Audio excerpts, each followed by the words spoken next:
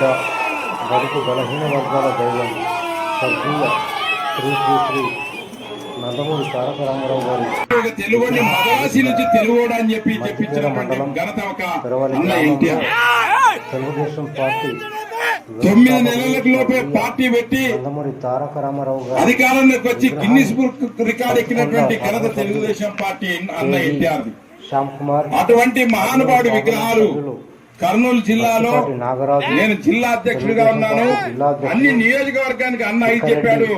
మొత్తం ఉమ్మడి కర్నూలు జిల్లాలో మనం మహానాడు లోపే ఈ ప్రోగ్రాం ఏ ఊర్లో ఎన్నెన్ని విగ్రహాలు పెడతారని చెప్పి మన మీనాక్షి అన్న దృష్టికి నేను హామీ ఇస్తున్నాను. ఖచ్చితంగా ఒక 100 విగ్రహాలు పెట్టించే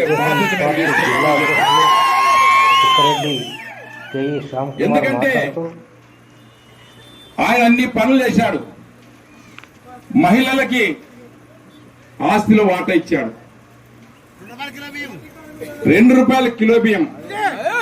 ఇంకా ఏమన్నా అన్నిటికంటే ఉదాహరణ నా బామర్ది బత్తి వెంకటరామన్ గారు జెడ్పీ చైర్మన్ తెలుగుదేశం పార్టీ 100 విగ్రహాలను ఒక బీసీలకి అవకాశం ఇచ్చింది అంటే ఒక తెలుగుదేశం పార్టీ. ఎంపీ గారు ఉన్నారు బస్తిపాటి నాగరాజు, కురవ సామాజిక సంబంధించి ఎక్కడ పంచలింగాల నుంచి ఢిల్లీ పంపించింది ఒక చంద్రబాబు నాయుడు తెలుగుదేశం పార్టీ. నిన్నగాక మొన్న ఎమ్మెల్సీ ఒకసోటోసా కాదు రెండోసారి కూడా వాల్మీకి అయినటువంటి బీటీ నాయుడు గారు అడగొచ్చినటువంటి తెలుగుదేశం పార్టీ. ఈరోజు తెలుగుదేశం పార్టీలో మనం ఎవరన్నా గనక చెప్పినామో ఊహించినటువంటి వాళ్ళకు కూడా పదవులు ఇచ్చి ఆదరించి ఈరోజు మనం చేస్తున్నటువంటి తెలుగుదేశం పార్టీ ఈరోజు బడుగు బలహీన వర్గాల పార్టీ. కాబట్టి ప్రజాస్వామ్యంలో ఈరోజు చూసాం, ఇది సందర్భం కాదు. అయినా నేను జిల్లా అధ్యక్షుడిగా ఒక మాట చెప్పాను. నిన్న ఆంధ్రప్రదేశ్ ప్రజలందరూ కూడా ఒక్కసారి జగన్మోహన్ రెడ్డి ఏం చేస్తాడో అని చెప్పి ప్రయత్నించారు. 5 ఏళ్లు ప్రతి ఒక్కరిని కింద వేసి తొక్కినాడు తప్ప ఒక ఇల్లు లేదు.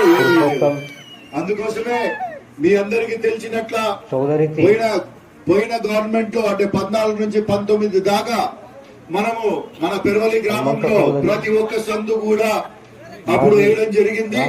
మరి ఈసారి కూడా కొత్త కాలనీలు ఏర్పడినాయి. ఆ కొత్త కాలనీలలో కూడా కంపల్సరీ రోడ్లు కావాలా, మరి తేరు రోడ్డు కూడా కావాలా అని చెప్పి పెద్ద ఆయన రిక్వెస్ట్ చేస్తే కూడా మనము చేశాము. మరి పోయినసారి అంటే 14-19 మాదిరి మనం చేసిన పని చెప్పుకోకపోతే తప్పు అవుతాము. మీ అందరు బాగా ఆలోచించండి. చెప్పుకున్న పని చేసిన పని 10 సార్లు చెప్పుకుంటేనే మన కాడ ఉన్న పని అర్థమవుతుంది.